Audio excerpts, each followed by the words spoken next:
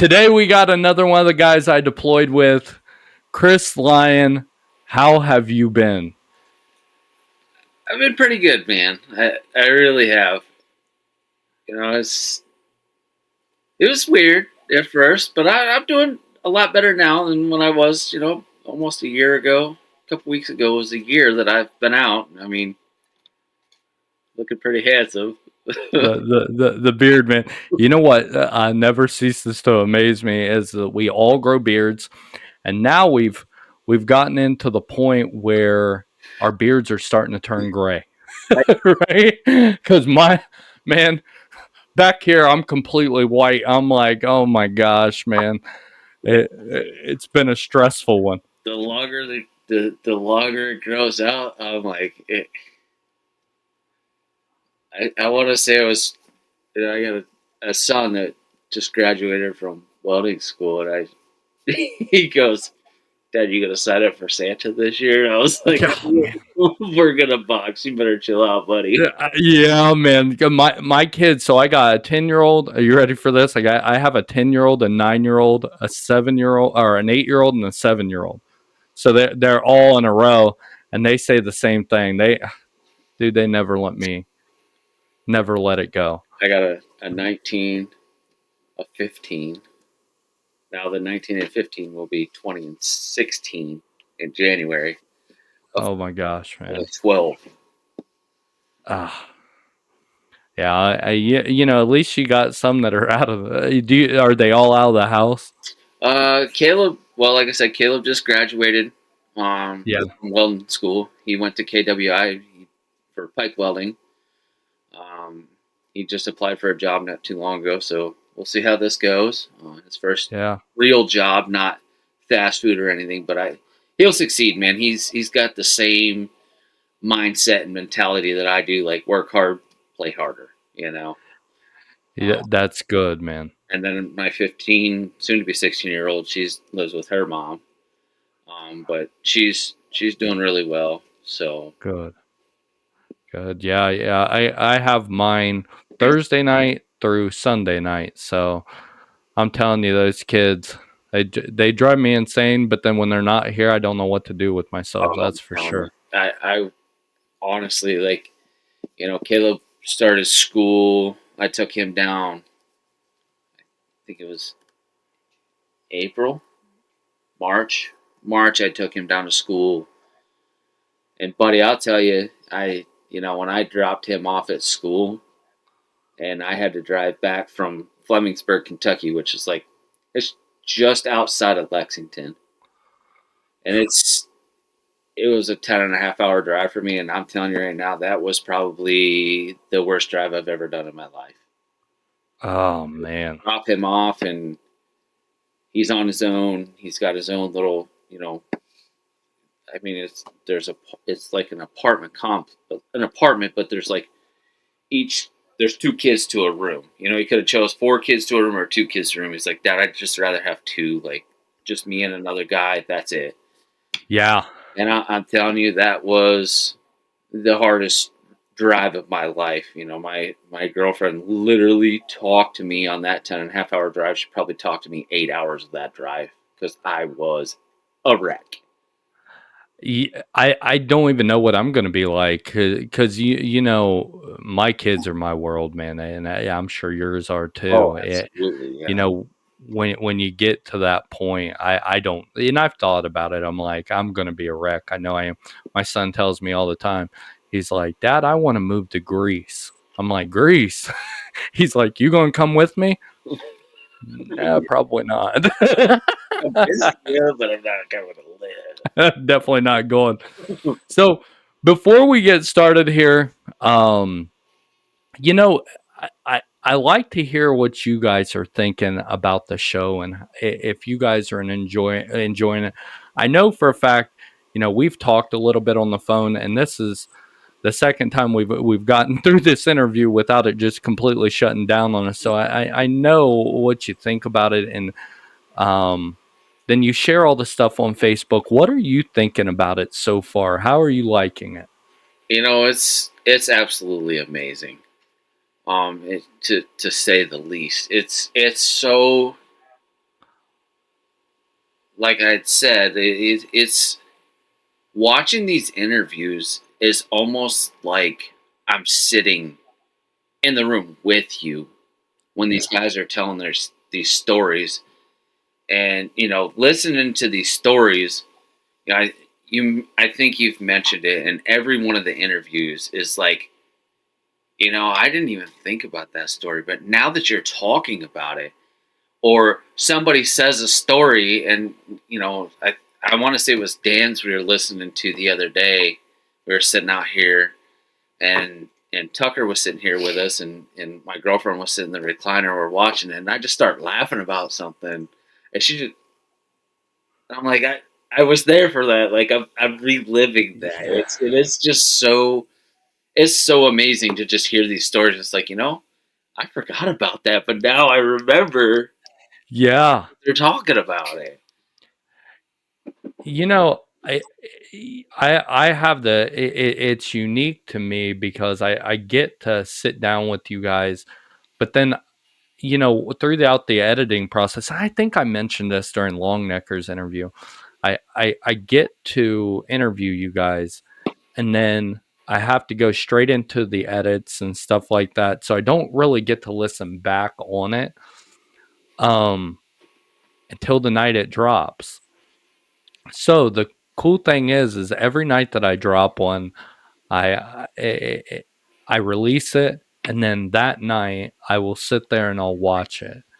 And the other night I was sitting there and I was watching it. And my kids were here, and I think it was my 9 year old. I think it was Marley, and she looks at me and she goes, "You smile so much during these," and I was like, "You just don't understand." I was like, "These guys were such a big part of my life, and there's a lot of stories that I don't remember, and now that."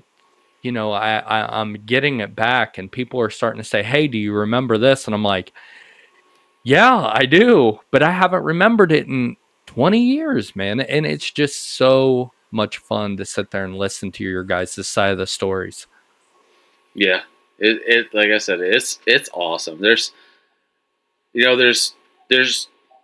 hard times that I hear, and it gets emotional.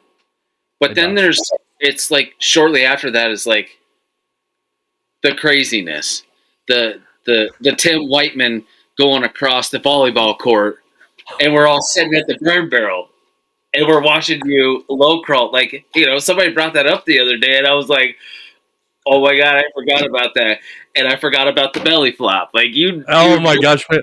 I have that video I every have it year on. too, dude, on my computer. I have you running, and all you see is a Tim Whiteman. Oh gosh, yeah.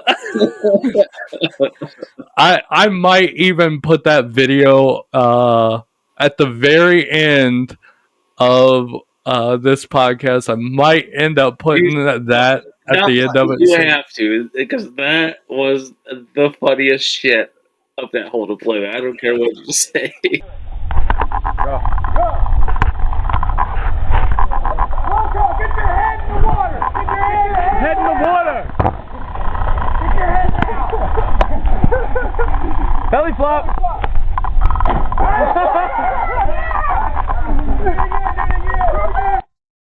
I got paid $50 to do it. I don't remember who paid me $50, but somebody paid me $50 to do it, and they were like, "Get your head in the water." I could hear Zorro saying it, and I'm like, "There is no way in hell I'm putting my face down in that water, man." It might even have been you that was yelling. Who knows? There's a lot of shit that was said and done at that bird pit. Yeah, man. Um, I get a lot of enjoyment out of all this, man, but more so than anything, I think I get the most enjoyment about getting the feedback, not just from you guys, it's from people I don't know, wives, the wives and the girlfriends and stuff like that. That that has meant a lot to me because it's like now I know why he reacts this way. Now I know why he laughs in stressful situations, and it's just like I didn't even realize why I laughed because my ex was always asking me, you never take anything seriously. And I'm like, It's hard to. yeah. It's hard. And, but I'm understanding myself more because through you guys. Right. It's awesome, It is. man. It's funny to watch all of these and see how each person has brought to their own life ways of dealing with certain things. Because everybody deals with it differently than what you do, what I do, what John does, what Dan does. Sergeant Smith and all. Like everybody has a different way of dealing and adapting and overcoming their hardships in life. Some of us it took longer to realize. Yeah. But that's just the nature of the beast. Yeah. And I think through this, and I try to, call it our platform because I'm doing it, but more so than anything, I truly believe that it's our platform because you guys have supported me. You have shared all my stuff, and you know, I truly, truly appreciate that. Everybody just shares and shares and shares, and you guys are my biggest supporters and my biggest encouragers to just keep on going, and that you guys are loving it, and that's what keeps me going. That's what keeps me doing these interviews even through through hard computer times, but it's enjoyable to watch you guys love it as much as I do. So, but listen, man, I'm interested in getting to know your story. This is my favorite part of this whole thing is getting to know you guys because you live 2 tenths down from me. We didn't get to know each other real well unless something was broke or we were out by the burn pit or I was belly flopping into a bunch of water, right? We didn't get to know each other. There's one more thing that you can't forget about. Let's not forget about the airsoft wars. Oh, yeah. Yeah, you're right. You are. Tent to tent to tent, shooting each other. Oh, Goddamn airsoft guns. Man, they freaking hurt like a son of a bitch. oh man, going.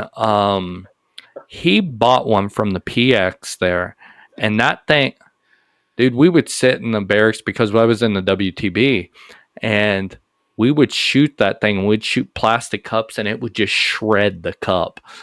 And we shot Zorro with it. Poor Zorro, man. I feel so bad for that kid. He put up with so much shit. I shot him point blank with one of these, and it stuck in his skin. I remember that, and I'm like, So he was so mad. So Dave Cahill, the old Stevie Dave, Oh god. shot him point blank one time, and Hey, it's who was it that? into his skin, and we had to grab his shirt and pull it like this, and the BB. Oh no. Mm. Who do you remember? Before we get into where you were before the military, um, who was it that dressed up as Santa Claus there in Iraq? Hot Carl. Oh my God. Carl. Carl. That yes. Carl, man. I struggled to remember who that was. I could remember his face. I did not remember the name. Carl. And it was something that stuck with me all these years. And it brought me back to home when he dressed up as Santa Claus, man. But it was hilarious. I forgot all about that. He was. I remember him sitting out in the smoke pit, smoking a cigarette in this Santa suit. And I'm like, I've been around for a little while, and I ain't never seen Santa smoke a fucking cigarette before. But you know what? You guys had the lights up and everything, man. We tried to make it feel as home as possible. And let's be honest with each other. We got really lucky. We had that little compound there. Yeah, we were intense. But I would have much rather that than the choose because we had our own volleyball court. first sergeant would let us walk around and just, pretty much anything if we were on that little area. Yeah, I still have in one of my tough boxes in the garage. That light up American flag was mine, and I brought it hung with me, and I still have it to this day. Oh man! Off of our porch. Now, see, that's what I was going to do with something like back here where I have this done. I was going to put on something like a lit up one. And I'm still thinking about doing it because I'm working on my garage right now to make it kind of like a studio setup. Yeah. But I'm going to do something. And I think that that's a good idea, is to do something like that. Yeah, It would kind of have a little bit of I a. still have it. It is in my garage in a tough box. Actually, it's in the tough box that I mailed home from Iraq. It's still in there. God, I remember it, man. I remember that. It came to my mind, and it's funny because these stories will come to us just like that, and it's like, remember who was that? We have to finish each other's stories. It's insane. Yeah. So let me ask you something. What was life like for you before the military? What made you join the Army? What was that like for you? Life was good younger. My mom was a single mom. She took care of me and my three sisters, and I had two brothers on my dad's side. That I'm very close with my younger brother. I'm very close with all of my sisters. Um, high school was I was when I was younger. I didn't want to be in school, and then I got to high school, man, and I had the option to go to welding school at Votech, and I loved it. It was absolutely just. It was probably my life changing event for me when I realized that school meant something to me. Because I'm a hands-on guy. I'm not I tell my girlfriend all the time, if it ain't got pictures, don't hand it to me because I ain't reading that crap.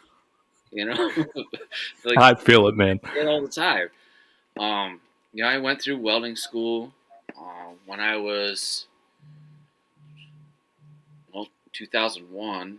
I graduated in '02, so I'd have been I was in 11th grade. Um, when September 11 happened. Yeah. That wasn't my number one reason, but that was my number two reason. When the first plane had already hit, and they took all of us, because one of the planes landed in Pennsylvania, Yeah. with not too far away, and they pulled us all in, and we were watching the news, and it the second plane hit on live TV, and you're just sitting there, you're 16, 17, about to be 17 years old, and you're like, oh my God, what the hell's going on in this country right now? Like, oh my, like, and it just was mind boggling. I'd say my number one reason, I had a best friend that I grew up with. He was a year ahead of me. So he had already graduated, and I was in my senior year. His sister was a year younger than him, so she graduated with me. We all grew up together. Um, just before my prom, I can't remember how many days before. I don't have dates pulled up yet. My memory's man. He worked for a company that put up scaffolding, and the scaffolding collapsed, and he passed away. So I was a mess.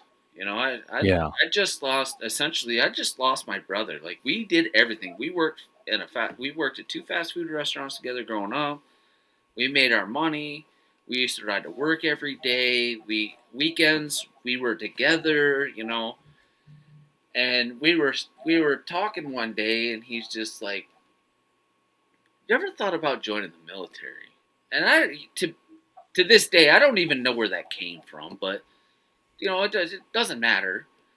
And I was like, "No, but what do you mean?" He goes like, "We should just, like, there's nothing here. Like, we should just get the hell out of here." And I'm like, "Okay." It was like like the recruiters talked to me when I was a senior, and if you have a friend, like you can join on a buddy system, and you go to basic and you go to AIT, and then you go to your first duty station together, and I'm like, shit, okay, like Yeah. we get to be together and we get the hell away from this town and see what life is outside of Warren County. It's not a big county. Yeah. Warren County is like Junction City, if that makes sense at Fort Riley. Hey, yeah, now it makes perfect sense, man. I figured it would if I put that perspective in there. There you go. You know, and I was like, yeah. So, you know, when he passed away, like I said, I was a mess. And I was like, what the hell am I going to do with my life now? Yeah. And I graduated, and I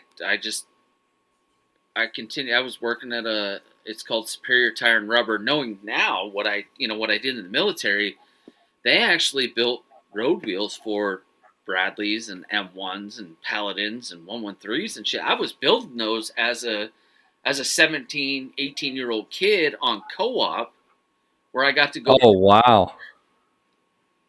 for my vocational school. And, you know, as I got up in the Army, I went, I used to weld these rims.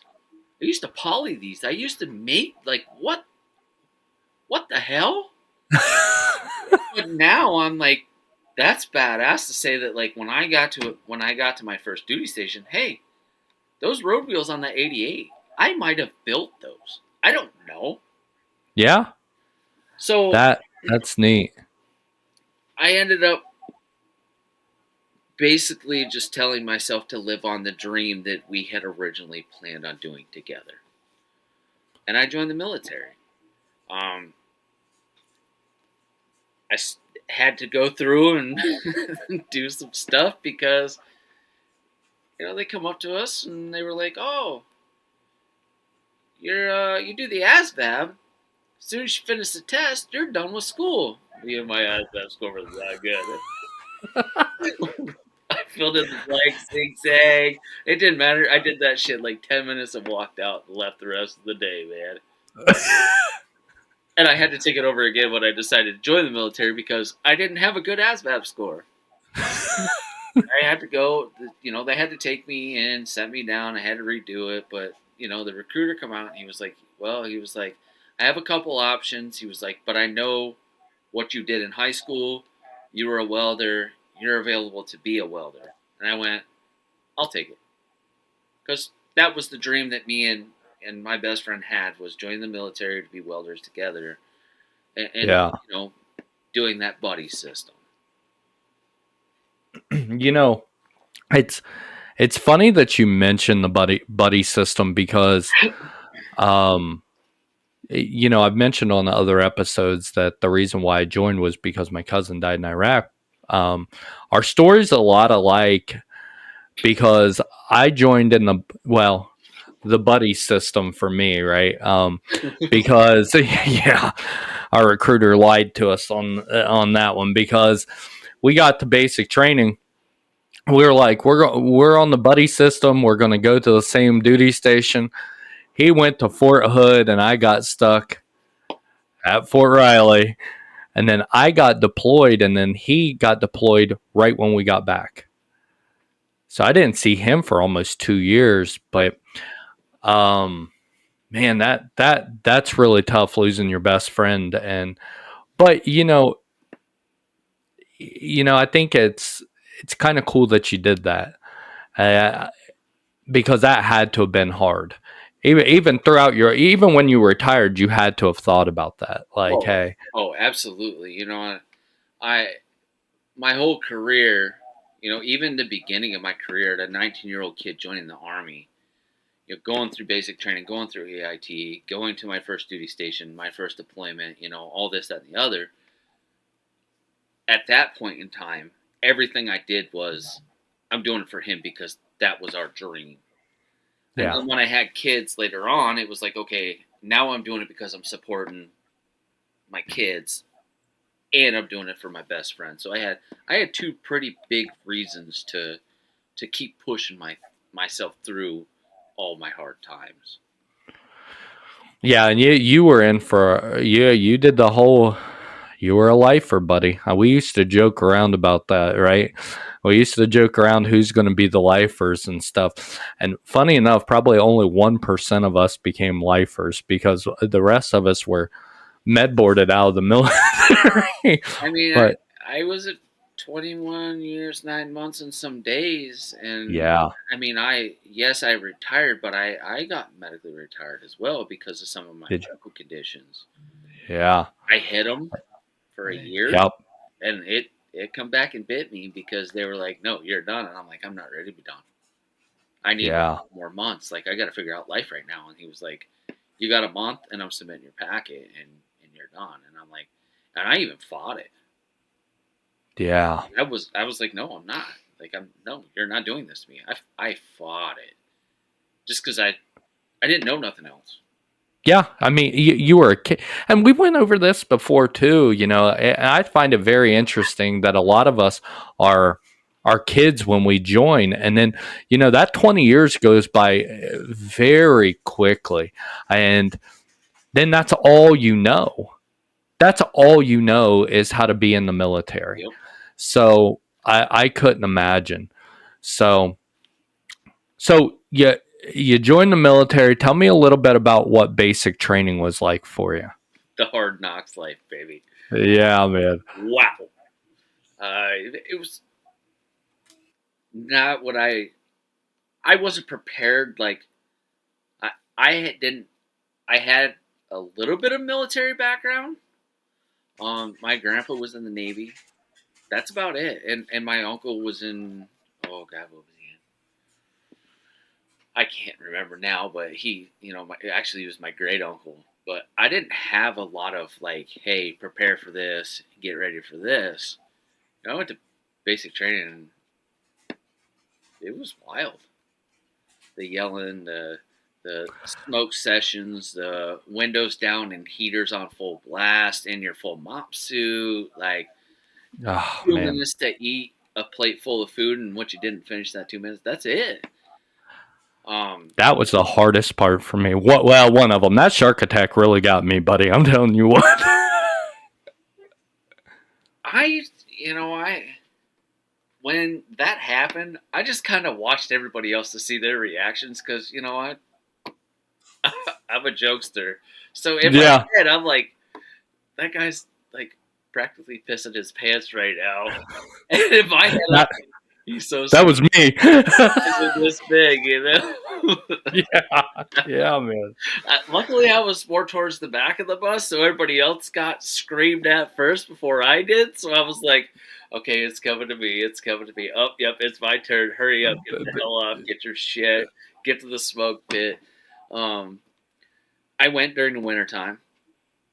We were shut down for a little while because of an ice storm.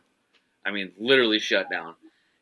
And when you're shut down, hey, them drill sergeants ain't got nothing better to do than to just destroy your world every Yeah, man. day. 3 o'clock in the morning, we're doing fire drill. Why? The fire Oh, department can't even get to us because there's so much ice on the road. There's no fire here. What the hell are we doing? they were trying to make your life a living hell, buddy. That's what they were trying to do. And I was like I said, I've watched all of these and I absolutely love them. And I was watching Dance the other day, and you forget stuff like you just said, and we've talked about. Stuff don't come back to you until somebody else mentions it. Yeah. And I'm laughing because Dan's talking about sleeping under his bed, right? Yeah. I didn't sleep under, though. I made that bed and I passed inspection and I slept on the floor because I was on the lower bunk beside my bed the rest of the time. And my bunkmate above me is like, bro, what are you doing? I was like, I'm not getting in that son of a bitch because I ain't making it again. People don't realize like that's one of the harder things to get down when you're in basic training is making that bed perfectly fine. But you two are geniuses because I know nobody in my because I was at Leonard Wood and we were in the trailers. Nobody did that with me. But I wish I would have thought of that. I really do because, well, maybe. Yeah. Dude, I couldn't sleep on that hard floor. I'm gonna be honest with you. I Yeah, couldn't but do it. Yeah. okay. But what sleeping bag did you have when you went through? Did you have the 3-layer sleep system? I did. I did not. Really. I had the old Yeah. green feather filled sleeping bag. It's like a down comforter you were sleeping on. I laid it out and I laid on top of it. I laid in my marshmallow suit. I laid on top of it and I had, because we had the OD green whoobies then. So I would take the OD green whoopie and I'd roll it up in a ball and I'd lay on top of my sleeping bag and I'd sleep on the Oh, floor. And then as soon as I get up in the morning, I just roll that up, tuck it in my locker. I'd fold my whoopie up, put it in my locker, and I started my day. wow, man. I wish I would have thought of it. I do, but I'll be honest with you. We had that 3-layer system, but you know what? I don't remember. I don't think those went in our wall lockers. Ours So went we in didn't even. ours went in our ruck underneath the bed. I think it was part of the layout. That had to be like your ruck and your shoes and your boots and your other boots and shit like underneath your bed. I think is if I remember correctly. I don't remember where the hell. I know I had the ruck, but I don't remember where the hell it You was. probably had the OCP ruck, didn't you? Man, no, it was the old school ruck, man. Oh, you got lucky. Oh, that's because they were only giving the good stuff to when you went to the units. Yeah, we had the old school rucks. We were like one of the first to get the ACUs, which didn't blend into nothing. I Uh, never understood that. I was in the BDU and DCU era. I'm throwing my age out there a little bit. That's why the white thing. You know what I'm saying? What'd you say? I said I was in the BDU and the DCU era, so that's Uh, why I'm throwing my age out with all this white right now. yeah, Yeah, yeah. Don't you talk to me about Ben? But no, I when you because where'd you do basic training at? Fort Knox, Fort Knox. and then I see. so Fort Knox was I was at Fort Knox, and I went through basic, and I went through with a bunch of different like MOSs. And at the end of basic training, after your ruck march, you come back, and it's just like, oh, well, this MOS and this MOS, you guys are getting ready to leave on this day, and you're going to this, to your next place of assignment, which was Yeah. ASP. Fort Knox was, you said, correct me if I'm wrong, you did basic and AIT or OSET, I guess you call it OSET, at the same duty station, right? Yeah, we had the same drill sergeants and everything. So at Knox, when it came down after graduation of basic, you went out to the smoke pit. We all know that's not where you go to smoke a cigarette because you didn't get to smoke or chew or anything. No. You didn't even get to drink chocolate milk or have a donut at breakfast because your ass was smoked. Yep. We had that one guy. Yes, we did. Oh. Anyways. That's a whole different type of PTSD right there. Socks and, soap and socks. Whooping it. Anyways, yeah. Anyways. They lined us up outside and they called us off. And if your name was called, you went to this side of the smoke pit. And then it was like, okay, the rest of you fall into formation on this side of the smoke pit. And of course, we're waiting for our coach bus. We coach bus from Fort Knox to Aberdeen Proving Ground, which some people don't even know what the hell that is because it's. I didn't know where it was. Fort Lee is now the training base for a lot of the mechanics and welders and stuff like that. Your skilled MOSs as they call them. So we're like watching these guys over on this side of the pit, and drill sergeant goes group 10, right or left, Yeah. please, and they start marching, and we watch them. They march off of the smoke pit. They hang a right, go through the little DNC area where we did our little DNC competitions. They hit the road. They hung a left, went up to the next street, hung a right, and we never seen them again. And, when you're in there, like, we took each other's numbers down with guys we were with or whatever, and they went down the road where their OSET was, or their tanker training. And these guys were like, we got to Aberdeen, and it was like, for us it wasn't like day zero, day one. For us it was like, okay, you're in month one, like we're not full on going crazy until something Yeah. messes up. And one of the guys that I talked to, he was like, our OSET was like day zero all over again. Like, they marched us down the road right into another smoke pit, and drill Oh, sergeant saluted the other drill sergeant, and that drill sergeant took over and just went to hell on us again. oh man. Red phase All over. all over again. I couldn't even imagine. But it wasn't like red phase for like, 3-4 weeks. No, it was Yeah. red phase for a couple weeks or whatever, and then it was like, okay, we can ease off of these guys. Like, we need to not smoke them. We need to train them for their job. Yeah. So I went to Aberdeen. It was different. I mean, we were in school with Marines, and well, mainly just Army and Marines were there for the MOS skill training, for especially for welders and machinists. We went through AIT together. So we actually I got now to see do welding that Marine. that's cool as hell because I never that's the first time I've ever heard about an AIT being both Army and Marine Corps. Yeah, and I didn't know they did that. it's limited. It's very limited MOSs that do that. So even Yeah. at when I went through ALC SLC at Fort Lee, there's Army and Marine Corps at that base, because their welding and machinist is the same as ours essentially. They go through together.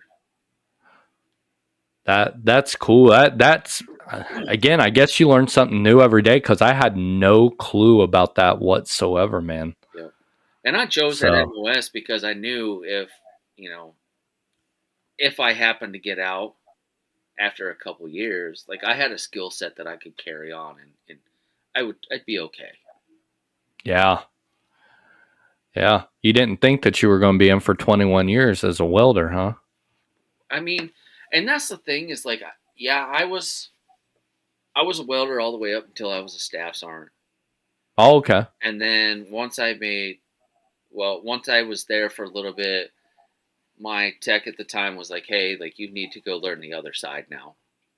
Because, all of us mechanics that were wheel mechanics and stuff like that, we all become 91 X-rays together. So I had to know how to run a motor pool. I had to know how to run a GSE shop. I had to know how to run armament and shit like that. So I went to the other side, the mechanics side. I mean, let's be honest. When I first came to Fort Riley, I went to the BSB, and then when I went and I transferred over, like, nobody knew what the hell I did. Like, y'all probably didn't.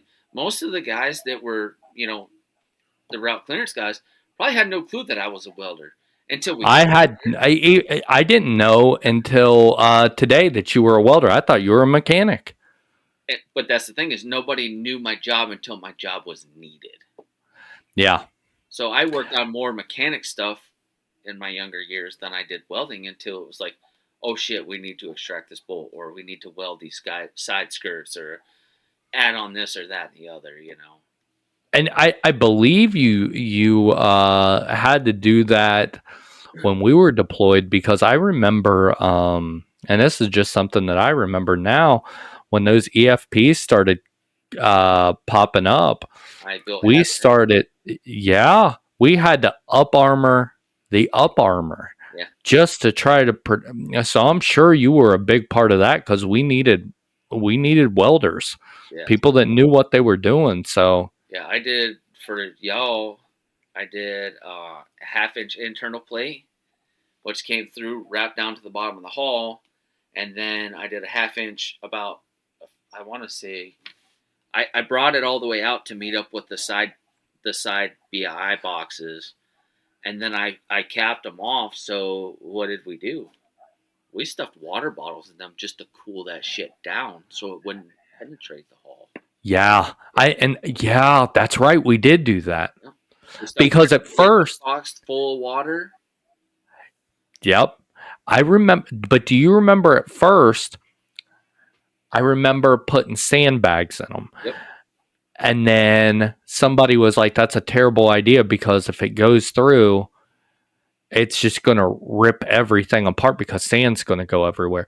I mean, we really had to come up with our own system. And you guys, we were so lucky to have you guys because attached to us because nobody else, I don't think anybody else had their own maintenance platoon to work on their vehicles that I seen. The guys Because you that guys worked on the SF's vehicles too, that were a couple compounds down from us. I remember. It's all coming back to me now, buddy. yeah, we were good with them. We ate some good steak dinners with those guys. I'm not gonna lie to you. Yeah, thanks for the invite. So you got orders to go to Fort Riley, right? And we went over this before. You didn't know where the hell Fort Riley was either, right? Let's be honest with each other. I was a northwestern Pennsylvania guy, not too far from Leonard. From Leonard, I got my orders and I went, "Where the hell is Fort Riley, Kansas?" I've never heard of this shit. And I had somebody pick me up at AIT in Maryland, and I went home and I got my truck, and I get in my truck. And back then we didn't like technology wasn't a thing. Like I barely even had a flip phone. Yeah. And I'm driving down 70. Once I got it through the longest state ever that I ever had to drive through, my whole time of living in Kansas, Ohio. Anyways, no offense. Love Ohio, buddy. You flatlanders. But anyways, I get on 70 and I'm just driving and I'm driving and I'm driving and I stopped at a rest stop and I slept and I got up and I drove more and more and more. And I'm driving down 70 and next thing I know, there's an airfield and I'm like, and I look at the water tower. You cannot forget the water tower that you see coming down I-70 that says, "Welcome to Fort Riley, Kansas." And I went, Yep. where the hell am I? Am I? What is around here? Nothing. Absolutely nothing. Manhattan, a college. That's it. Like there's nothing. That's it. And I live next to a college, and I did not like going to Manhattan. Aggieville. I did not like it. I mean, they hated us. And I didn't like it, man. Yeah, it was crazy. Um, you know, but I got there. I kind of adapt. I'm from a small town originally. Warren County is about the size of Junction City. But once I got used to and understood, I'm the type of person that I have to know what's around me. So if there's something I need, I know where to go. Yeah. And I'd love to fish. So I was kind of, once I got there and got established, got my barracks room after reception and everything. And my first roommate, old Jesse Moore, he's a great guy, man. He's actually the godfather to both of my kids. But he's like, "You like to fish?" And he was from Arkansas, so he was a corn-fed Arkansas boy. He was like, "I've been here for a little bit. Like, if you like to fish, like, let's go fishing." And of course, when I got there in June, May or June. I can't recall off the top of my head, but when you kind of like we had mentioned, like when you left basic training, like your drill sergeants were like, "You're going to deploy. Yeah. You are going to go overseas." And I get there and I meet this Arkansas country bumpkin fucking guy. Love him to death, man. And he was like, "We're deploying, right?" And I went, I was told that you would, but I didn't It's like, when? Yeah. And he's like, soon. Like, you're just getting here. He's like, we're going to, I want to say, God, I've done so many rotations to NTC and JRTC, man. I've probably done 10 rotations to JRTC, and I've probably done like 8 to NTC. So I don't remember which one I went to first. But we go on this practice deployment, as they called it to us. As a young 19-year-old kid, I'm like, practice? Like, the hell is practice? Yeah. and we get down there, and we're like doing all this shit, and they give us the worst laser tag equipment I've ever seen in my life. Like, if you dropped your weapon in the barracks, it shot your buddy, and you didn't even mean it. There's 6 guys beeping because your weapon fell off the bed, and you're like, just killed the whole squad. what the hell's going on? Yeah. But it was it was fun because I had a sergeant. He became staff sergeant, which a staff sergeant for a welder back then was like unheard of, let alone a sergeant first class, because it was so hard to get promoted in RMSs. And I'll touch on that a little bit, but Sergeant Fry was one of the first NCOs. He was about all of like 4'6". I don't know. He might have been a little bit taller than that. He was probably like 5 something, but he was shorter than the rest of us. And he's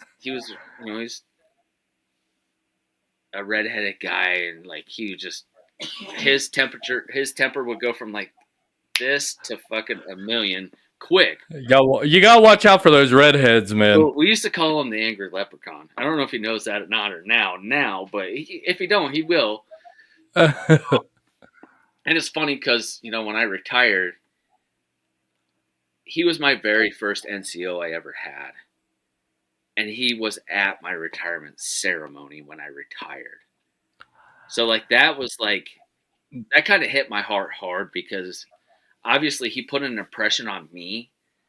But for him, he still does Air Guard, I think, now. But he came up here for the weekend and like spent the weekend, went to my retirement ceremony. We did a barbecue, and I got to, we sat back and talked about, kind of like we are right now, but we talked about that first deployment. And it was awesome. Like, just to have that end of, my hardest part of retirement was driving out the gate the last time in uniform. Yeah. In dress uniform, to be that. And just looking back in my rearview mirror and just knowing that I would never be in uniform again to serve my country was pretty hard. And I broke down hard coming home. But then when I got home, and my mom was here, and my brothers and my sisters, and Sergeant Fry was here, just to know that my very first NCO came and supported my retirement and was proud that, one, I made first arm. Because back then, like I said, making staff sergeant was like unheard of. I got picked up as a 6 at 768 points.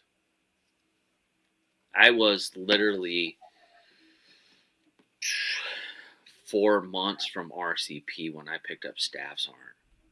So I had already went through SFL tab, trying to find a job, getting ready to pack a house, and then I made staff sergeant. It was like, oh shit, I guess I get to stick around a little longer, But, going through that and then leading into my first deployment, which is crazy because Leonard was talking about how he was deployed in 2003 for that initial push into Iraq. And I'm sitting there and I'm like, wait, he's talking about Ramadi, Fallujah. And I'm like, we were together, but not. Isn't that weird that you had mentioned that to me? And it blows my mind. And again, it's one of the reasons why I love this platform so much is because there's things that we don't know about each other. And just like that, you had no clue that you and Leonard were there together and then went on and got deployed together again. And that's how you got to know him, which is really cool to me, man. Uh, let me ask you something. Did you? I know that first push was scary, but was there? And I ask every guy this. Was there a moment that you knew that, oh my God, it's real? There's a couple for me on that deployment. One, we deployed with canvas doors. We were in Yeah. deuce and a halves, like actual deuce and a halves. We drove into Iraq. There was checkpoints from Kuwait all the way up to. We went to Al-Taqatem. I think it was Al-Taqatem Air Base. It was a small airport there. Not a lot of stuff, but we were there. 82nd Command secured. We come in behind them, set up. Um, I was young. I was 19. Yeah, I obviously younger than like you Crouch, all these other guys that deployed 17, 18 years old. I was a year older essentially, but we had checkpoints that we stopped at, refueled, refit, got water, whatever the case may be. And I would honestly say that it didn't hit me until the midway drive into Al-Taqatem when we stopped and we're out, like we're sitting lined up in a convoy outside of this fueling station, I guess you could call it. Yeah. And we're sleeping like on top of trucks, on the side of the road, on cots, on the side of a I, highway in a foreign country, and you're just like, oh shit, what am I doing here? What, yeah. you want me to sleep here right now? I don't know none of these people around here. Like what? Are cars flying by while you're Yeah, sleeping? yeah. And we're just like, okay, like and then you'll be sitting there and you hear pop shots going off, and we're like, wait, was that us? Is that them? Like what the fuck is going on? Yeah. That, for everybody that doesn't know, when I got deployed, and this is what makes it so different for me, and that's why I'm shocked to hear this. When we got over there, when we were driving down the middle of the road, cars would have to pull over. So hearing that they were on the side of the highway and cars just flying by them, It's different. I don't even know how to explain that. That's incredible. And it was, going into our deployment, which I'll lead into how I ended up on that one because that's a funny story too. They did some crazy shit. Anyways, uh, you know, it that was eye awakening. And then when we got to the air base where we were going to be stationed at, it was different. It was hot. Yeah. I mean, we went in August, I want to say. Yeah, I think August is when we went over there.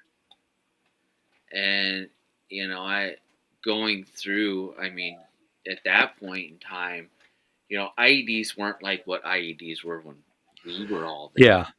They were there, but not like we had. But you would see where, like, you'd be driving up the road, and one of the things that I remember was a 5-ton bobtail that was pulling a fuel tanker got hit. Well, they left the tanker I took the truck. And at some point in that, within a day or two of us coming through, that thing was completely just gone. They come and took the tires. They come and took the fuel. They took the axles, and this thing was like sitting on blocks on the side of the road. And we're like, I was getting ready to say that was it sitting on cinder blocks. sit there on blocks, and we're like, Where the hell did our shit go? all right, well, just keep going. Like it's gone now. Like fuck it, whatever. Yeah, man.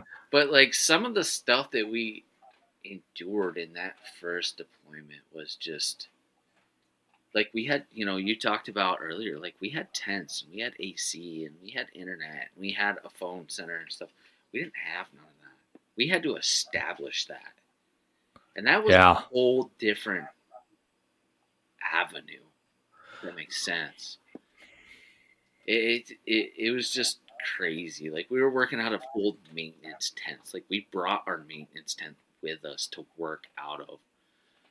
We had camo netting that covered just for us welders, and there was 6 of us, and we did 3,200 sets of our own up armored doors that we built for these trucks. Yeah, it always blows my mind that we went into Iraq and pushed in with no armor, horse and buggy. Yeah, basically. I mean, what? Same thing, right? Yeah. It's crazy. We're dropping all these high tech bombs, and here we come on horse and buggy. You know what I mean? Like, it makes no sense to me. Because you know that you're going to get into contact. Oh, absolutely did. The doors and everything, it's not going to stop anything. You got to remember back then, we had the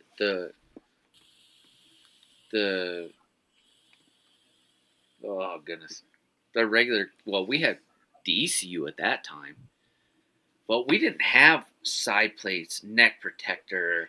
Yeah, we didn't have the nut protector. We didn't have none of that. We had a plate in the front, a plate in the back, and that was it. And we rolled out, And then uncover that. What was it called? The helmet that we wore. That thing was different Kevlar? Too. The Kevlar that you guys wore had that leather strap. Yeah, it was right? Horrible. And then they updated it to where it had almost like football like padding in it, which made it a lot nicer. We used to take, funny story, it get hot. That leather strap doesn't soak up sweat at all. You know what we used to put it to line that leather band with? What? We used to unroll tampons and put them across our forehead to keep the sweat from coming down in our eyes. That's the God's honest truth. Like unscented, no crazy. But you didn't smell like flowers. Yeah. No, I smelled like roses. All right, leave it alone. But you had to adapt and overcome because you didn't have anything. We didn't have showers when we first got there. So what did we do? We took 5-gallon water cans. We put them by the generator exhaust. That's what heated our water for us to take showers with every night. Wow, man.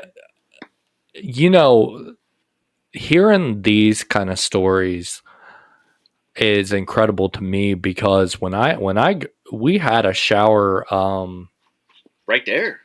Right there. We could go take a shower whenever we wanted to. Right across the Tim Whiteman low crawling pit.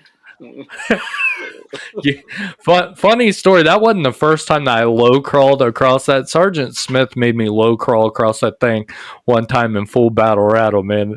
I got smart with him one time and he made me pay for it, buddy. But yeah, it's just incredible to me how much in just a few years, because let's be honest with each other, it was just a few years between your first deployment and then the second deployment to Iraq. Yeah, you're talking 0304 was my first one, and my next one we left in 06. 06. So in 2 years, we established a lot. A lot. Now that I look back on it and I'm hearing, how you guys did things and stuff like that, it's starting to make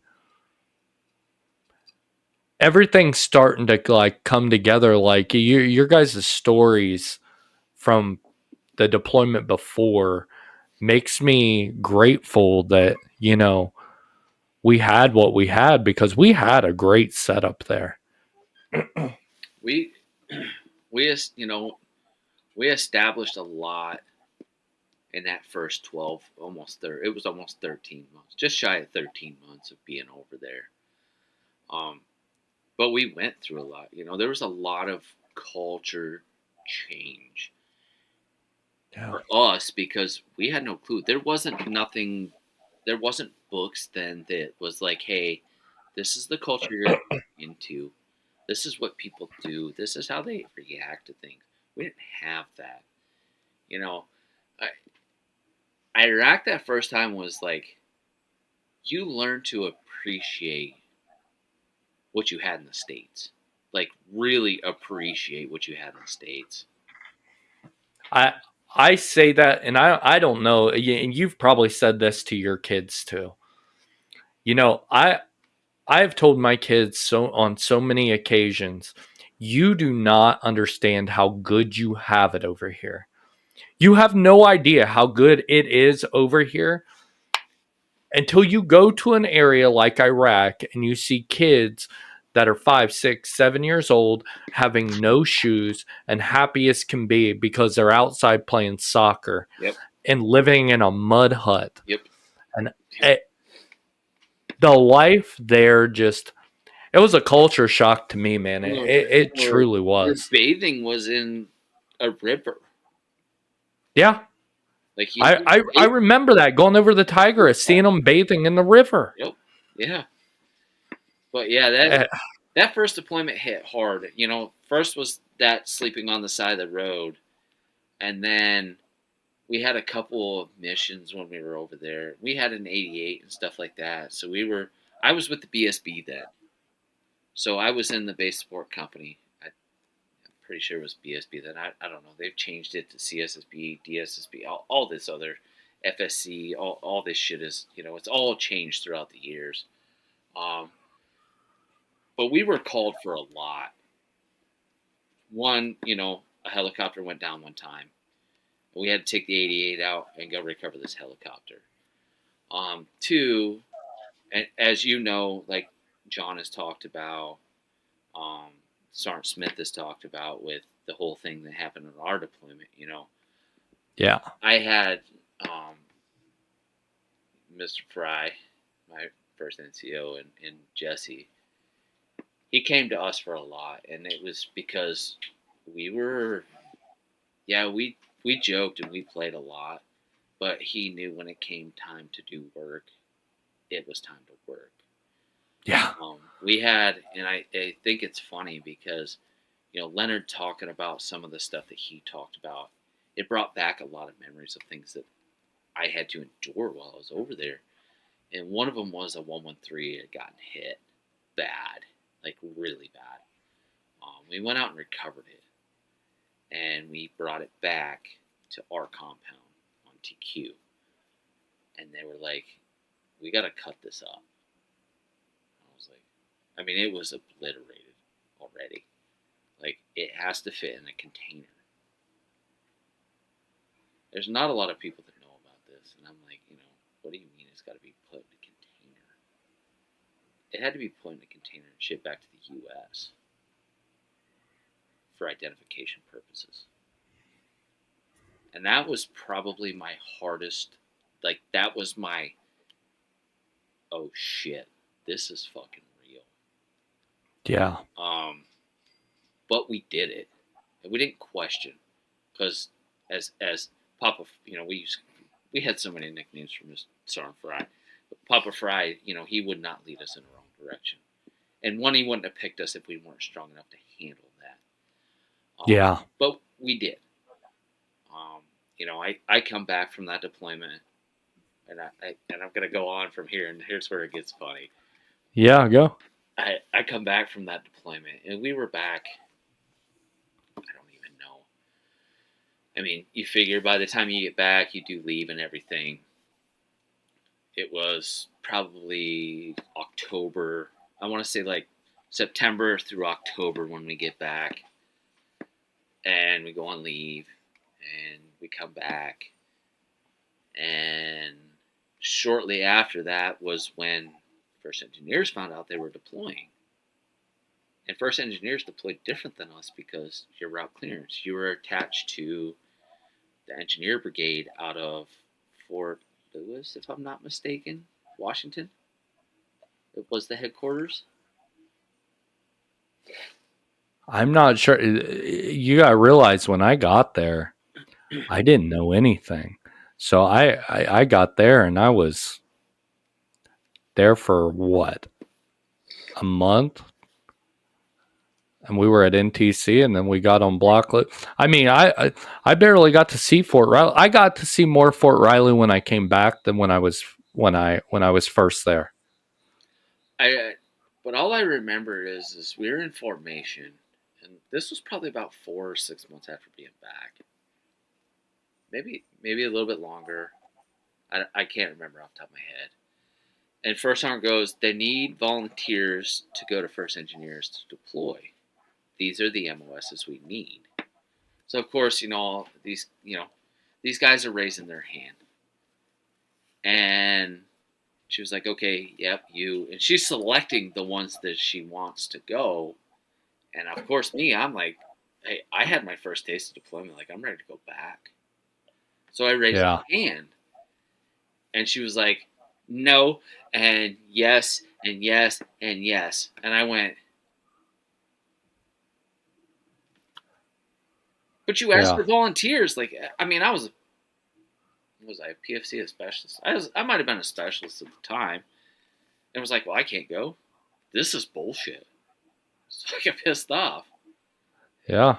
And she told everybody once she said yes to you, you go in and you sign on the paper stating that you want to go over to this battalion and deploy with them. So what did I do?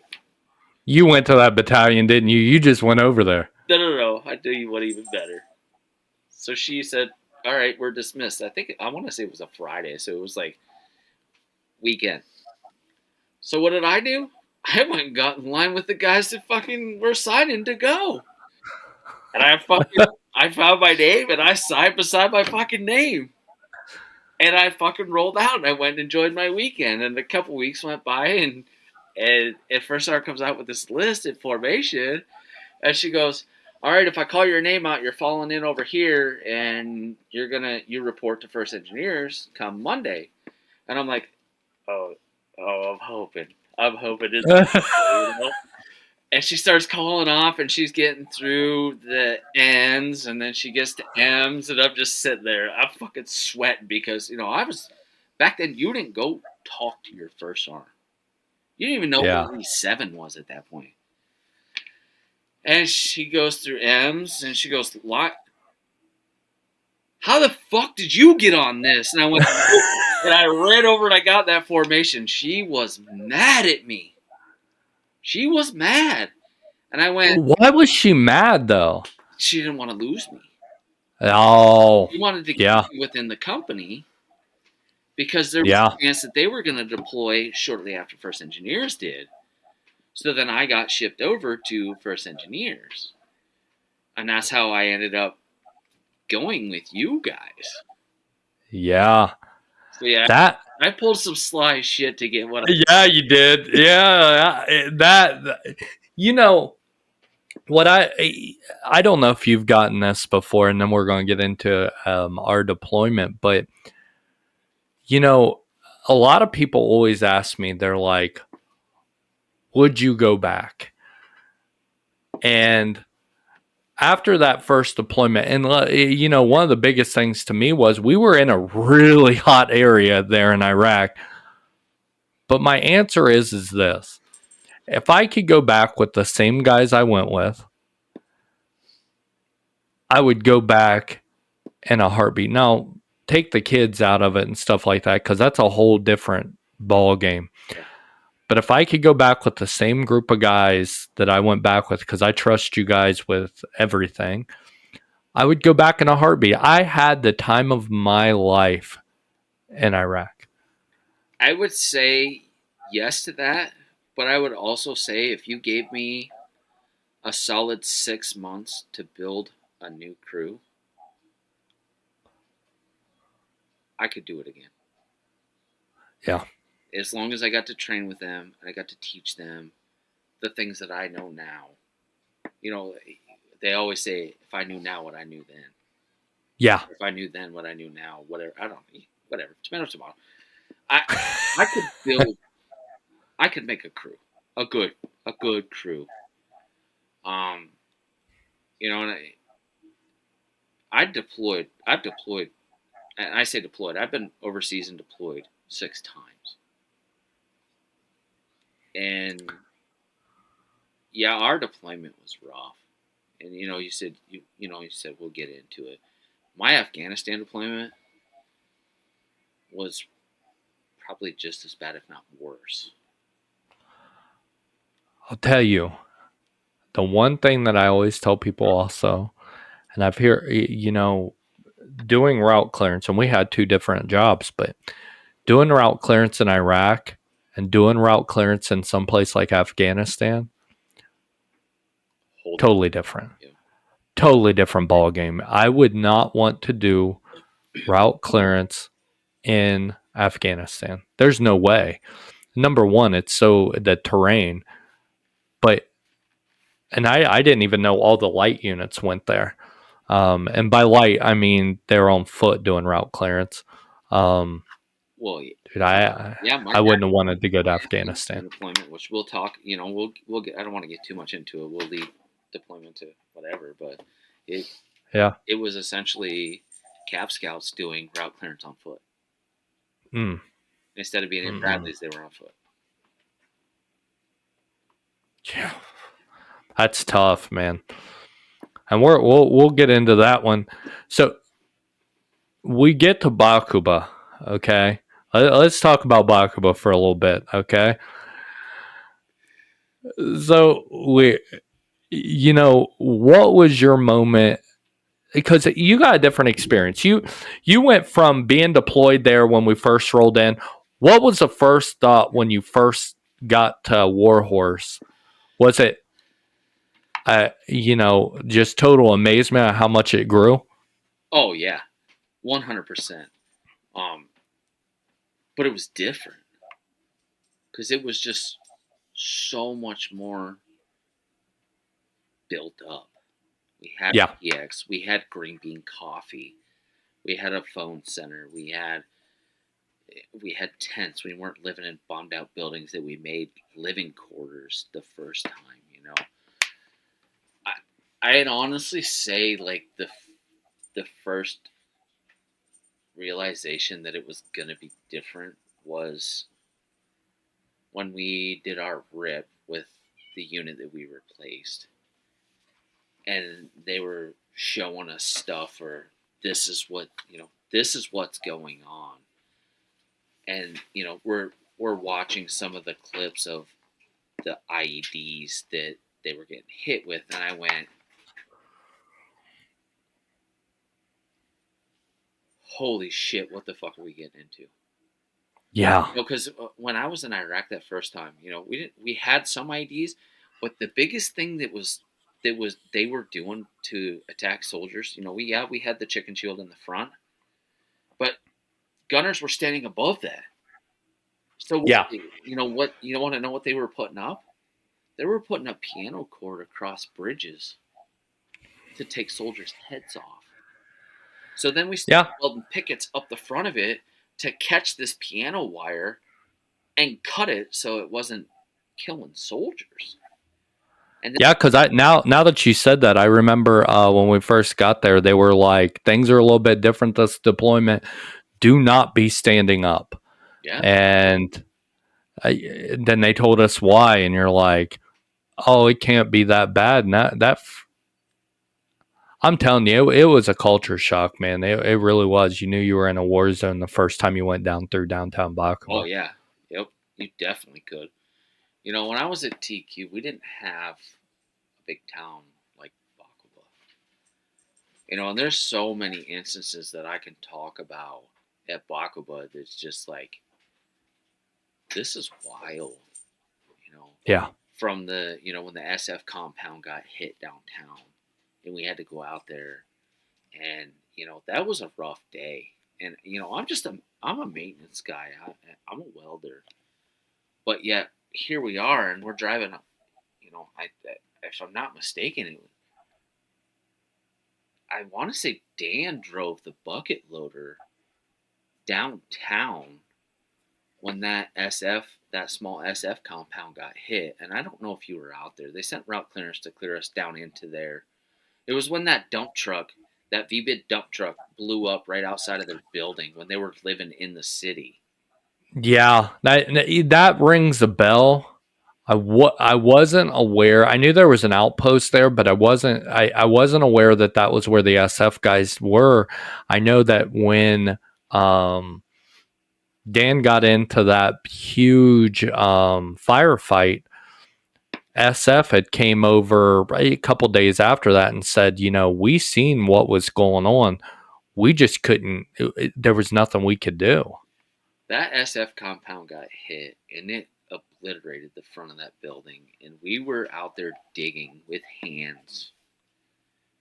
I know, God, I can't remember exactly all was there, but I'm pretty sure it was me, Mac, like Dave, a bunch of us were out there, and we're in this rubble building, like picking up rubble and finding loaded sniper rifles and MVGs and you know soldiers and everything, and it was just like it just that one dump truck just obliterated that fucking building, man. I didn't know that. You know, I'm trying to remember a little bit, but I do not remember that. I remember the dump truck. I didn't know you guys were out there. I had no clue about that. Yeah, we were out there. Oh my god, and it was late. It was late. It was like I want to say it was like around dinner chow time that we got the call and we're like, hey, like we need this equipment if you have it. Come help us. And we were Yeah. on. You know, we were and it's just some of the things that you sit here and think about now, you know. I got hit over there. Me and old Mark Bruce got hit in the head. Um Dan was running the dozer, taking out a walkover overpass. And normally when we went out, it was me driving. Macalusa was my gunner, and then Sergeant Hartman was the TC. And that day it was me and Mark Bruce in the het, and Dan was in the dozer, and we got hit with a armor piercing RPG. And it's funny because me and Bruce are sitting, like we got out, we downloaded. Dan was doing his thing, and we were sitting in the truck, and I went, Mark, I got to piss, and I don't have a water bottle. So I reached down to grab the door handle of the truck. And as soon as I pulled up on it, and the door was open, maybe an inch, and that fucking RPG hit the neck of the fucking trailer, and first instinct was I slammed the door. And Mark goes, Yeah. are you good? And it was like, you know, because there's sand and shit, so there's dust everywhere. And I'm like, I don't know. He's like, no, like check yourself. And I started going through, and I'm checking. I'm like, yeah, I'm good.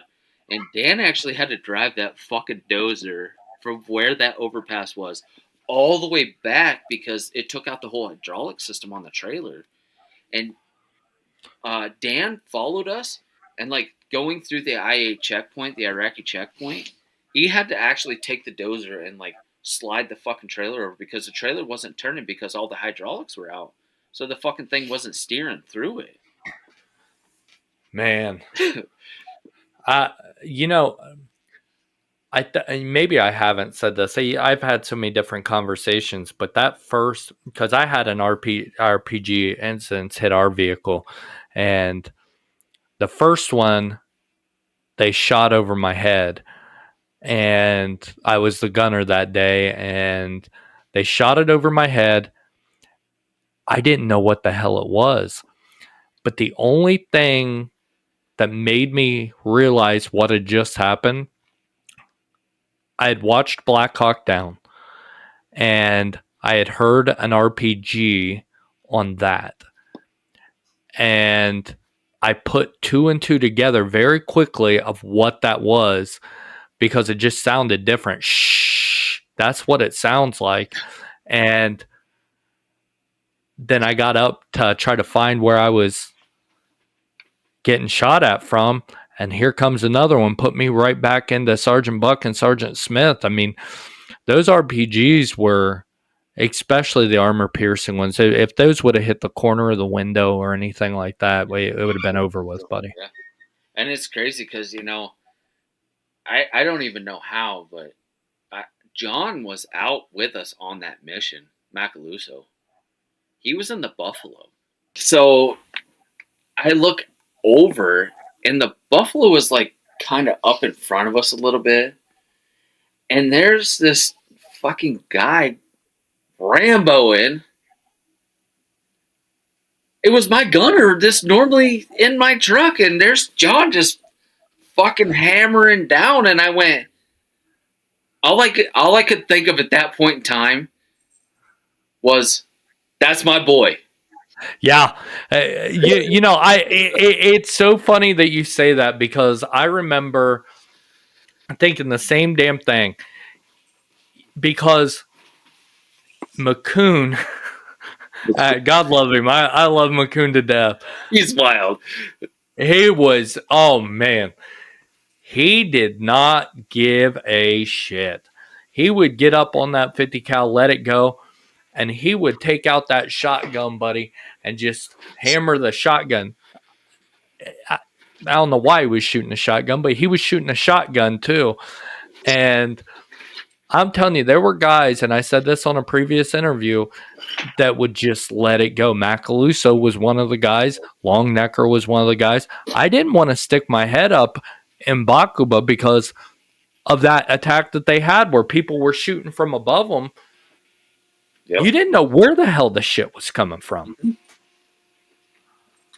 Another story that I remember, and it kind of brought it up when I went on Dan's interview. We moved from Warhorse to Spiker, and we had to take everything, right? Yeah. And there's two stories that I remember on that move. One of them was we had to haul that 40-foot container of C4 and all that shit. And it was a fucking draw of the hat at that point, right? And that old ass 913 slap shift, it sat under the thing, and Chief, oh God, it'll come to me. The warrant officer that we had that come down with us. I just got him on Facebook. I can't really. Hunter. Yeah, there it is. Chief Hunter come down and helped us work on that thing forever. I felt like that thing sat in that bay more than it did anything. But anyways, Chief Hunter. Yeah. But anyways, so we drove that truck with the drop deck trailer. Well, we drew the straw or the hat or whatever the hell you want to call it. And we had to haul that goddamn 40-foot container from Warhorse to Spiker. And just before we head out the gate, Dan said something along the lines, and I might be not wording it properly, but it's pretty goddamn close. He goes, "Bud, this is going to be rough. And I hope to God we fucking make it through this." Yeah. He said, "Because we are a rolling fucking time bomb right now." And I was like, "Oh, that's a lot of C4. There was a lot of shit in that container." And what did you know that one of the IA checkpoints about 3/4 the way up there. We stopped for a night. I don't remember who the route clearance team was because we had to run route clearance the whole way. Yeah. And we stopped for an IED. And I remember there was a hut off to the side. And we started getting shot at. And Dan looks at me and he goes, "But this might be it." And I'm like, this fucker's not wrong. Yeah. He's honest. And that's what I Yeah. about Dan. Like there was no holdback in none of us NCO or none of us maintenance guys, but and we just sat there, and all we kept thinking is like, hurry up and clear this IED and get us the hell out of here because we're gonna die. Yeah, had they had known that all that C4 was in there and all those explosives were in there, Oh, we'd have been done. dude. Yeah, because Man. we go into blowing up that house, and we literally, I mean, we were sitting out there for hours strapping up C4 to be able to bring with us. And that wasn't all the C4 we had. I mean, we still had tons of it. So having you haul that, man, listen, that I didn't know that either. See, I'm learning stuff when it comes to what you guys did as well. And that's why I'm loving this so much, is because I'm hearing stuff that I've never heard before. The biggest thing that I remember from Spiker, that trip up there, man, was how much the ROE changed. Oh, ungodly. We seen somebody behind a berm right out from an IED. Right there. Got him through the thermals. Couldn't engage him. Yep. Where had we have been in Bakuba, it had been game on. Bakuba was okay. You want to back stupid? Play stupid games, win stupid prizes, and that you could not do that up at Spiker. We got into so much trouble on the way up there, just lighting stuff up, and then we got in trouble for doing it. And it's like, if we're getting shot at, don't return. If we're getting encountering an IED, are we just supposed to blow it up and be like, better luck next time? Like, what the? That's what irritated my soul. And me and Sergeant Washburn talked about that a lot. And then another one. I have to laugh at this one. That bridge was a son of a bitch. You know exactly what bridge I'm talking about. So, one of the moves up there, we had the mine deck trailers for the Husky on the head. And going across that bridge, well, first off, let me go back to the other story because there's something else to that I forgot about, and it just popped in my head before I forget. That bridge, we went to go down that bridge, and it was such a steep climb down, and then coming up the other side. And here we are in this trailer, and that trailer was shorter than the 40-foot container. So we had like 6 foot, I think 8 foot, I can't remember off the top of my head, hanging off the back. And when we went to go down that goddamn bridge, the ass end of the trailer was off the fucking ground because the container hit the bridge as we were going down. And we hammered it and skull drug that thing all the way down until we leveled out. And then it was like, you ain't stopping now because you got to skull drag it to go back up the other side. Yeah. If it got hung up, we'd have been done for, Yeah. So back to the next one, thinking of that, we come across that bridge and all that weight on that bridge. We were definitely overweight for that bridge. 1,000% overweight. Because as we come down onto it, you could see the pontoons like sinking. Yeah. And old Mark Bruce undoes his vest, because that was when they were like this instead of, like this. undoes his vest. It's like, what are you doing? He was like, I'm not going down with this truck if this fucker sinks. Yeah. I yeah, it's so funny because we're sitting here laughing about this stuff, and I can only imagine the viewers like that are watching this. We and this is what I meant by we laughed at stuff like this. There are certain things that you know, We could have drowned and floated down the river at that point. And it's like, and we're sitting here laughing about it. You know what I mean? But that's just what it was. I mean, you had to come with terms that shitty things could happen. And what were you going to do? Were you going to stress the whole 15 months that you were over there? it wouldn't have done you any good. It wouldn't have done anything. So you had to laugh about it. And and I mentioned this in another interview. The thing that sticks out in my mind of a moment that just exemplifies this is when we were down there in the middle of Bakuba, and I mean it's a full-on firefight, and Carton doesn't even have a weapon on him, and he comes up to the back door and he is laughing. I mean, bullets going everywhere. He's laughing, and he goes, "Hand me my saw." And I find it so funny. Like, and I showed it. I forget who I showed it to, and it might have been my dad. And my dad just looks at me, and I am like crying, laughing because it's like.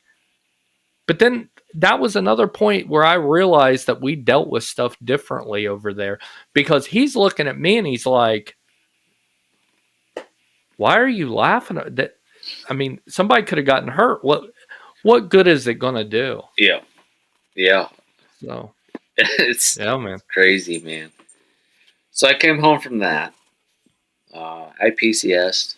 I ended up back at Riley again. I did almost 10 years at Riley. Just over 10 years. But when I came back, I went to 4-4 Cav, which is now shut down as quarter Cav. And we went to JRTC to go through a rotation. And we had just drawn vehicles and we were getting ready to, our rotation was starting in a couple days. And they were like, turn around and turn everything in. What do you mean? Turn all your equipment in. Mission changed. What? Like, we're going to Iraq. No, we're leaving for Afghanistan in like 3 weeks. How long? In like 3 weeks. So we literally turned everything in. We just got done drawing the last few pieces of equipment, turned everything in, packed our containers back up, shipped our stuff back home, got home, went through SRP, went on 2 weeks of block leave, came back and deployed to Afghanistan with no Bradleys. Now, mind you, we had RGs, Buffaloes, and stuff like that. And these guys went from Bradleys to Max Pros and foot. And we lost 9 guys on that deployment. That was a 9-month deployment. And since then have probably lost, I can't recall off the top of my head, but I want to say like 5 guys to suicide. And that was a rough one for me. I'd done the 2 Iraqs. I went to Afghanistan. That Afghanistan really hit different too, because it was more of grape roads.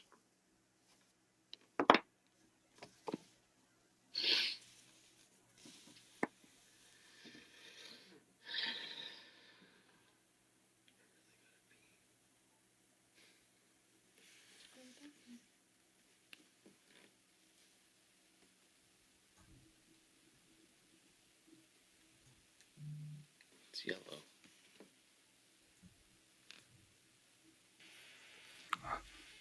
I'm back. I'm like Houdini over here, man. We're having connection issues. That's okay.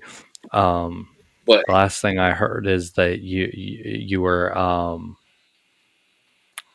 You had lost, I think it was 5 guys to suicide. Right. Yeah. And you know what? And that's one of the reasons. You know, I struggled a lot in my career. You know, figure 21 and a half years. You didn't talk to anybody. I didn't really go talk to anybody until right towards the end of my career. And it was like, you know, this has hit me hard and it's hit me different than I've ever felt before. So I went, you know, and as being a first sergeant, going to behavioral health on base was different for me.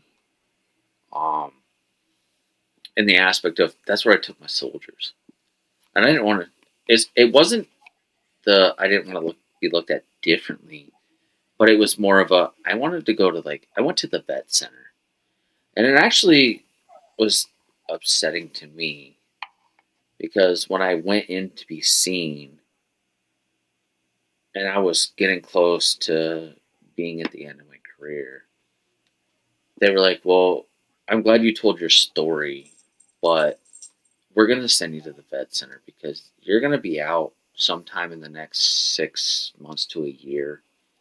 So we're going to send you there." So, you know, I sat there and I was like, okay, I finally went to get help to talk to somebody to tell my story. And I started telling my story for you to tell me that you're not going to see me, you're going to send me to somebody else. It was almost like we don't want to talk to you. Yeah.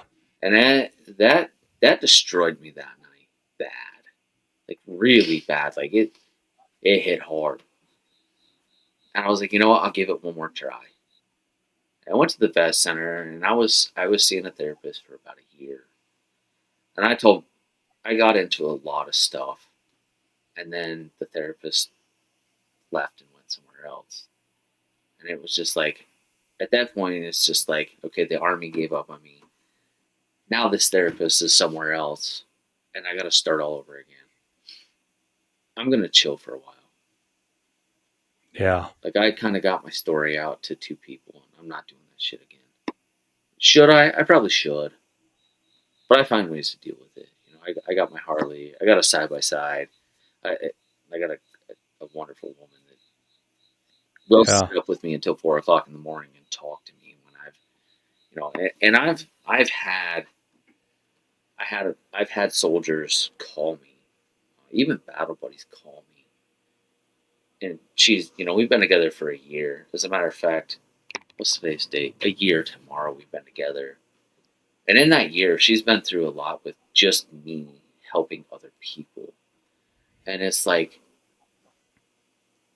I literally was on the phone one day for like 6.5 hours talking to one of my battle buddies that I was stationed with at Riley on my first deployment, talking him back.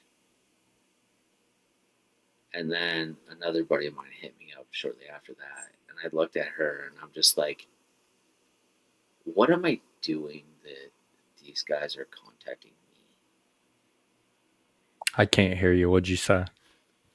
I look back like at these guys reaching out to me, and I looked at Katie and I went, "What am I doing that they're reaching out to me?" And she goes, "It's a listening ear, and obviously you've made a mark at some point in time in their life that they are willing to reach out to you and talk to you about it." I said, "Yeah." I said, and I will any day. My phone number has been the same since we were at Riley together back in the day, and to this day, like I will be that person. I will answer the phone. But then afterwards, for me, it's like that's the hard part for me because I went through what I've been through and went through what they're going through. So it hits again. If that makes sense. Does it? It hurts, but I get my tears out. I get my emotions out. And she sits there, and like I said, there's been multiple times, 4 o'clock in the morning, we're still on the phone. We got to be to work at 7. We go to bed and we get a couple hours of sleep and we go to work. And after I get that hour, 2 hours of sleep, I can sit back and say that I made that impact on somebody that I might not have made that impact, and they might not have been here. And you know, number one, you know, I have found that everybody that I have talked to, I think almost everybody, I'll say almost everybody because I don't want to miss somebody, but almost everybody that I've talked to has found a support system like what you have. And the person, that lady to your, I don't know if it's to your right or your left, but those are the unsung heroes because they are just between you, Macaluso, Longnecker, Sergeant Smith, to be able to listen to you guys and be able to help you guys navigate your thoughts and be just a listening ear is something incredible. And they do not get enough they don't get enough appreciation for what they do and recognition because you know, for somebody like me who is single now, there's times where, you know, I didn't open up to my wife when I was married. You know, I told her some things, but I kept a lot of that stuff in. And just hearing your guys' situation now where you guys can lean on them is amazing because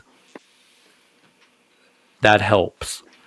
And it goes to tell you what kind of a woman she is. And I'm so glad that she's in your life, buddy, because, and I've told Macaluso's wife the same thing. I haven't gotten a chance to talk to Longneckers, but, and Sergeant Smith as well, that I, you guys are lucky. You guys are very lucky. And which I know you guys know that, but they need to hear it from somebody on the other side that is not you, of how impactful their presence is on you guys, because I can't even describe it. So I'm very happy for you that you have that person for you, because that's amazing. The other thing I wanted to tell you is this: coming from somebody who was a specialist and did one deployment, she's completely correct when she tells you that you made an impact on their lives. That's the reason why they call you. Because Sergeant Smith was that guy for me, and still to this day, Sergeant Smith has never missed a beat in my lifetime. He'll tell me when I'm messing up. Yeah. Still to this day, if I mess something up, he's the first one. You screwed up. But he's also the one that, after every video, you're getting better. I'm proud of you. And he just, and when I brought my kids in after the interview, they got to see him and talk to him and stuff like that, which was, it's like bringing two worlds in together. Yeah. So that tells me, if people are calling you, that you've made a huge impact. And I am so proud of you for doing that, because I wish more NCOs would have done that. And I'm so happy that you got to first sergeant, because I think that you made an impact. And it says that through what people calling you and being able to talk to you. That says a lot. Yeah.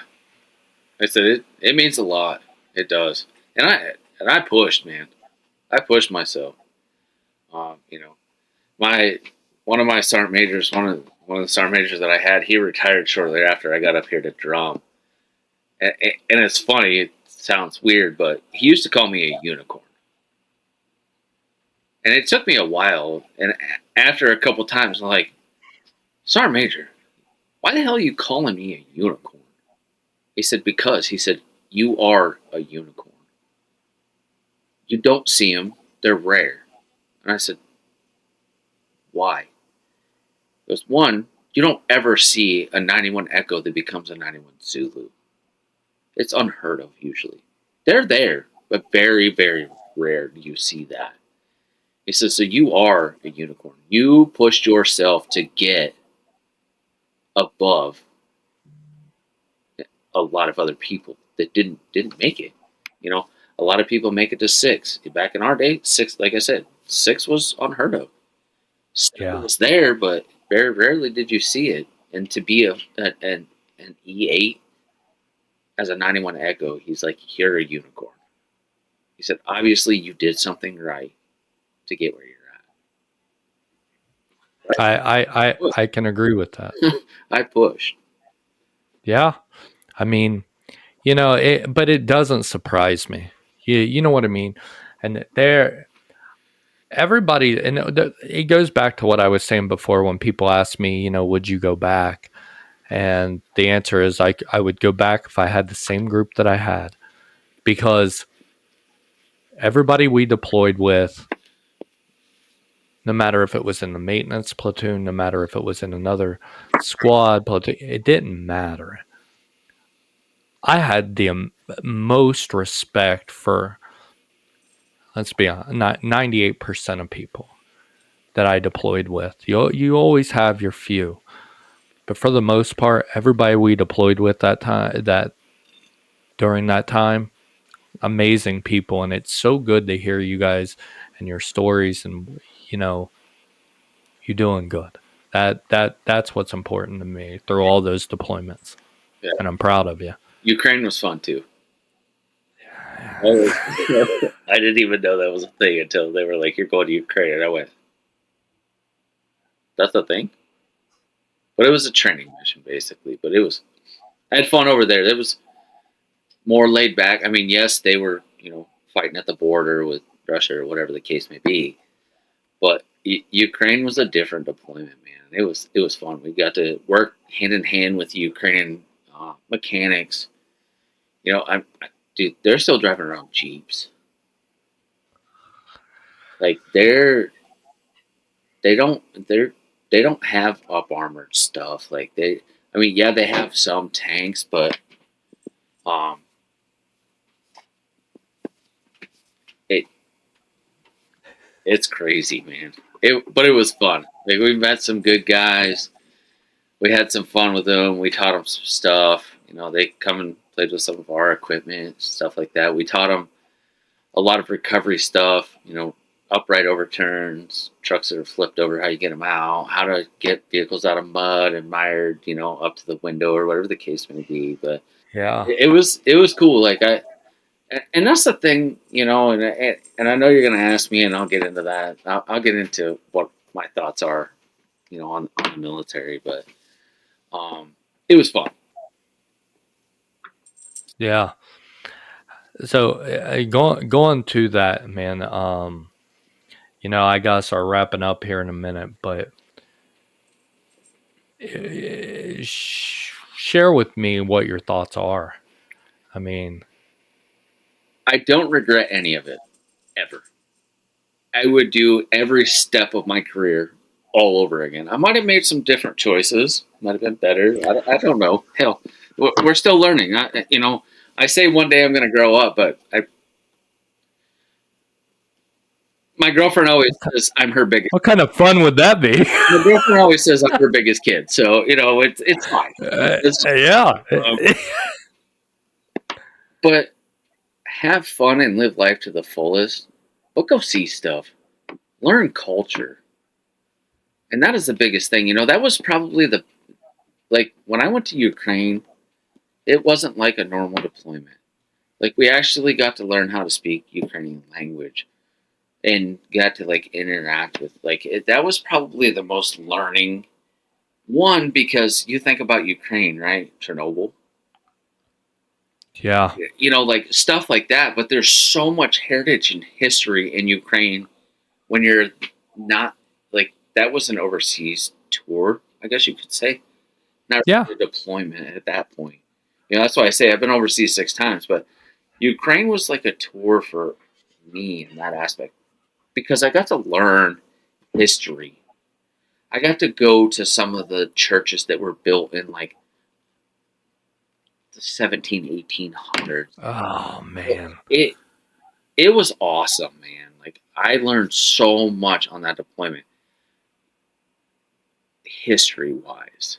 And I'm not a history guy, but that shit was intriguing to me. That that's neat. That really is, and I'll be honest with you. I'm kind of jealous of you with that because, dude, if I could do a couple things again, one thing would be I spent a lot of time in Germany, and now looking back on it, I wish I would have went to some of the concentration camps and learned more about the history of it. But yeah, I think that's what I would do because I'm so interested in now. And me and my son, and my son's, yeah, I mean, my son's 8, but he asked me a lot about, Germany and what it was like and stuff like that. We go a lot through World War II history. And I think that's what I would do. So I'm jealous of you that you got to do that because that would have been something else to see. One more question for you, okay? And you know what's coming, okay? So, you have what would your advice be to somebody who is struggling right now? And you've talked to them before. So, what would your advice to that struggling soldier that is struggling with PTSD and the things that he's seen and things that he can't explain? What would that advice be? So I'll start out by saying this is, as I went up through the ranks, one, it gets lonely at the top, right? 'Cause once you get Yeah. up there ain't but so many first arms. There ain't but so many platoon sergeants. So it gets lonely at the top. But what I always would do is because I've been through a lot in my life with a divorce and everything, deployment after deployment after deployment. I would always share my stories, what I struggled with, and how I navigated through it. I was at a pretty low point in my life too. I was really low. But I always found a way to pull myself out of it.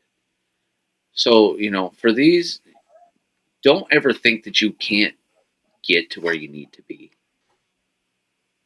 There's always a way to pull yourself out of it. For a lot of mine is my Harley. I can get on that Harley, I can put my phone in the saddlebag, or even if my phone is up and I have the GPS on because I'm watching where I'm going or trying to go somewhere, you can't answer a phone. Your phone, you can't. You just go. And if obviously, if it's my kids or something like that, I'll stop and I'll call him right back or whatever. But he knows. But just always know that it gets hard, but there's always light at the other end of the tunnel, and that light's going to be better. It's going to be brighter. It's going to be greener. What did they say? The grass ain't always greener on the other side. That's not true. It can be greener on the other side. It's going to take time to get used to that. Like retirement. You think it's not going to be greener on the other side, but now that I've been out for a year, I can look back and I can be like, but I lived that life and I did what I could and I changed what I could. I was that leader that helped these soldiers, and now they're helping. I'm helping them, but it helps me learn too. So just always remember that you're gonna have dark days. You're gonna have days that are gonna suck. You're gonna have days where you're gonna get kicked in the nuts hard. But tomorrow, you might not get kicked in the nuts. It's gonna be a better day. That is some of the best advice that I've heard. And, before we get off of here, I want to tell you thank you for all the support you've given me.